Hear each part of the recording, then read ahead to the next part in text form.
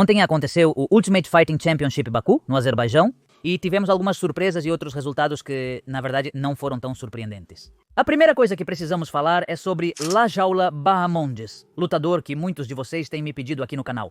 E que eu já tinha dito para alguns que precisávamos esperar, porque, pelo menos na minha opinião, ele precisava passar pelo fogo. Lajaula enfrentou o lutador da casa e um dos strikers mais duros da sua divisão, Rafael Fiziev, o Ragnar Lothbrok, do Ultimate Fighting Championship. E tem que dar crédito ao chileno, ele se arriscou contra um cara que não tem só punhos e pernas, mas sim armas de destruição que poderiam colocar qualquer um em uma maca. As casas de apostas tinham a jaula como favorito e com 3 derrotas seguidas é bastante compreensível o porquê. Mas eu já disse para vocês, nunca devemos subestimar totalmente o nosso adversário. A jaula fez o que tinha que fazer, arriscar.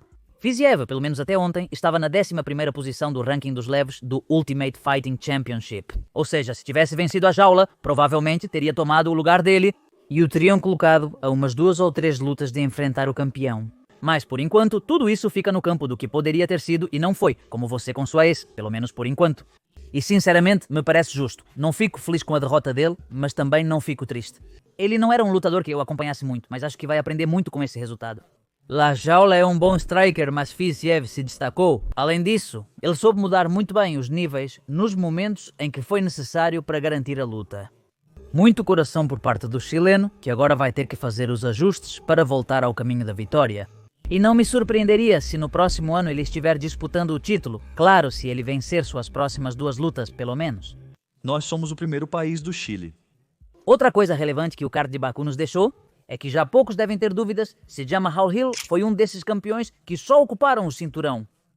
Enquanto não surge uma estrela, a luta dele foi divertida de assistir, mas Khalil foi claramente dominante. Estamos falando de um ex-campeão e até algumas horas atrás pelo menos o número 4 da divisão dos meio-pesados, que foi superado por um cara que vinha de ser massacrado pelo Poatan Pereira. Vamos lembrar daquela luta violentíssima que os dois tiveram? Sinceramente acho que Jamahal, assim como por exemplo Juliana Peña, um Sterling e até mesmo uma Raquel Pennington. Chegaram a ser campeões porque estavam em um momento muito bom da carreira e não tinham um adversário muito forte naquele momento. Lembremos que Jamahal ganhou o título de um Glover Teixeira já experiente, com 43 anos, e um Jamahal 12 anos mais novo. E claro, não me entenda mal, não estou dizendo que ele seja um mau lutador, já vimos ele distribuir violência de qualidade no octógono. Mas eu acho que 3 derrotas seguidas, mesmo que você seja top 5 ou 10, te colocam em uma situação bastante complicada. Claro, também não é como se as derrotas recentes dele fossem contra lutadores fracos. Ele teve que encarar 3 dos mais difíceis da categoria, Jiri, Poatan e agora Khalil, que pode não ser uma super estrela, mas entra no octógono para tentar cometer homicídio. E de forma bastante espetacular, talvez seja a hora de Jamahal fazer algumas mudanças. Como, sei lá, talvez mudar de academia, ou incluir outro treinador, ou simplesmente mudar de estratégia. Porque ele já está chegando aos 35 anos e o relógio começa a jogar contra ele. Talvez já tenhamos visto o melhor dele, ou talvez não, se ele ainda for capaz de repensar sua estratégia. E bom, sobre Khalil não há muito o que dizer. Depois de uma surra como a que levou contra Pereira, alguns poderiam ter pensado que ele ficaria cauteloso ou comedido para não receber dano. Mas esse ex-gordo viciado em pornô está decidido a ser campeão. E a verdade é que sempre é divertido assistir às lutas dele. Mas agora sim é hora de falar do elefante na sala. A notícia que pegou metade do mundo de surpresa e que provavelmente fez Dana xingar até em aramaico a aposentadoria de Jon Jones. Não é verdade. Eu sei que não é verdade. Sim, se ainda existe algum amante das artes marciais mistas que até agora não sabia disso, deixa eu te dar um resumo. Na coletiva de imprensa em Baku, o careca estava dando sua típica palestra e de repente disse: "Isto? Jon Jones nos ligou ontem à noite e se aposentou. Jon Jones está oficialmente aposentado. Tom Aspinall é o campeão dos pesos pesados do Ultimate Fighting Championship." E muitas vezes, o mais importante não é o que você diz, mas como você diz. E, pelo menos na minha opinião, Dana parecia tudo menos feliz por ter que dar essa notícia. Então, se realmente Jon se aposentou, e eu digo isso entre aspas, porque mesmo vindo da boca de Dana, amanhã o Jon pode aparecer e dizer, só para encher o saco, não, continuo sim. Mas como já comentei no outro vídeo onde falava do medo que Jon tem do Aspinall, para o Jon não importa nada disso. Agora, com o Aspinall, imagino que vai ter algum tipo de cerimônia ou alguma coisa assim para oficializar a nomeação dele como campeão. E além disso, me atrevo a dizer que isso tem um gosto agridoce para ele. Quer dizer, você é o campeão oficial e tudo mais, mas sem subir no octógono, sem realmente conquistar o cinturão contra o campeão. Jones saiu pela tangente e negou a ele a oportunidade de se tornar uma lenda do esporte caso o vencesse. Vocês lembram quando eu disse há um bom tempo atrás que eu ia aposentar Jon Jones sem nem mesmo lutar? Eu vou aposentar Jon Jones sem nem mesmo lutar. E sim, já sei que não vai faltar algum idiota para me dizer Jones estava com medo. Isso pode ser que sim ou pode ser que não. Tudo isso eu já expliquei neste vídeo, pelo menos a minha opinião. Além disso, existe uma realidade que os fãs de Mixed Martial Arts, no melhor estilo do Sr. Tartari, se recusam a aceitar. Existe o justo e existe o correto na carreira de um lutador. O justo seria que Jon subisse ao octógono e que ambos nos dessem aquela luta que acho que todos queríamos ver. Mas também existe o correto. E se ele, por qualquer razão que seja, não quiser subir e quiser cavalgar até o pôr do sol montado em um cavalo, também está certo que ele faça isso, mesmo que me machuque.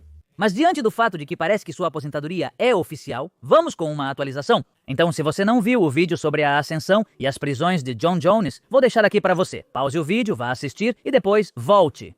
Da última vez, Jon Jones estava flertando com a ideia de subir para os pesos pesados e, como todos já sabem, até hoje, foi isso que ele fez.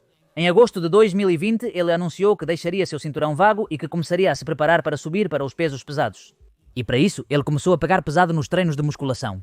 E ele passou de um Jon Jones magro para um Jon Jones com corpo de policial aposentado, de meia idade. Mas que pode te matar na porrada. E ele passaria 3 anos nessa preparação e, além disso, tirando um tempo de descanso. Tempo durante o qual Francis Ngannou teria sua ruptura com o Ultimate Fighting Championship e acabaria fora da promotora, nos negando também essa tão desejada luta.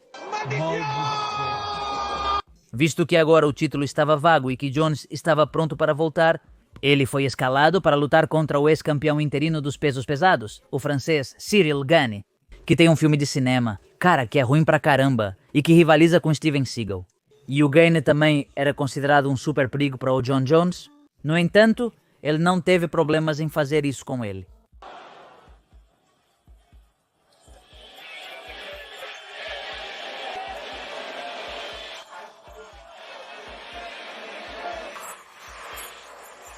Ficando com o título dos pesos pesados e entrando para a lista exclusiva de campeões duplos do Ultimate Fighting Championship.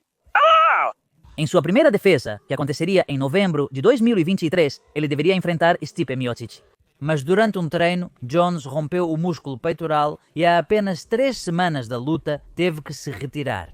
Ele ficaria um ano inteiro fora, mas ao voltar não teria muitos problemas para destruir o bombeiro de forma violenta.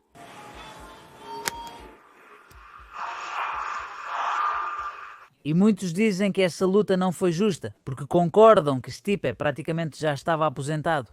Durante todo esse tempo, Aspinall havia conquistado o título interino despachando Pavlovich e, além disso, teve que defender esse título contra Curtis Blades. Tudo isso enquanto Jones não estava nem aí para lutar. Aspinall estava mais intenso do que namorada adolescente quando você cumprimenta uma amiga, mas Jones simplesmente não parecia estar interessado. Então ele começou a falar de grandes quantias de dinheiro para arriscar seu legado e muitas outras coisas. E embora também se diga que o Ultimate Fighting Championship estava disposto a dar essa grana, ele simplesmente não quis. Mostrando que eu não estava errado quando disse que Jones vai fazer sua última maldade e nos deixar com vontade de vê-lo enfrentar o inglês. Após o que parece ser a aposentadoria definitiva, seu cartel fica em sólidos 28-1-1, sendo essa derrota para mim com um grande asterisco e se posicionando aqui na nossa lista de vitórias puras de Mixed Martial Arts. Jones pode te agradar? Pode não te agradar? Você pode falar sobre o doping dele, sobre os eye pokes ou se ele é ou não um dos melhores de todos os tempos. Mas o que não dá para negar é que toda vez que ele entrou no octógono, você curtiu vê-lo lutar. Ele era um lutador que fazia coisas impressionantes, com uma habilidade excepcional. Ele foi, em seu tempo, o campeão mais jovem do Ultimate Fighting Championship, e esse título, até a data deste vídeo, ele ainda mantém. Para mim, ele é um lutador que encarna o espírito das artes marciais mistas, porque é absolutamente completo. Suas habilidades de trocação, suas habilidades de luta e suas habilidades de grappling são simplesmente requintadas. E aí fica a videoteca para a gente estudá-lo. E embora, na minha opinião, ele esteja longe de ser um exemplo como pessoa e já tenha feito mais de uma coisa questionável. Também é verdade que, no octógono, ele brilhou como poucos na história. Já brilharam ou brilharão. Espero que a aposentadoria lhe faça bem, que ele evite problemas, que lance alguns vídeos instrutivos para eu colocar na minha pasta de conhecimento extremo. E quanto a vocês, pessoal, muito obrigado por estarem aí.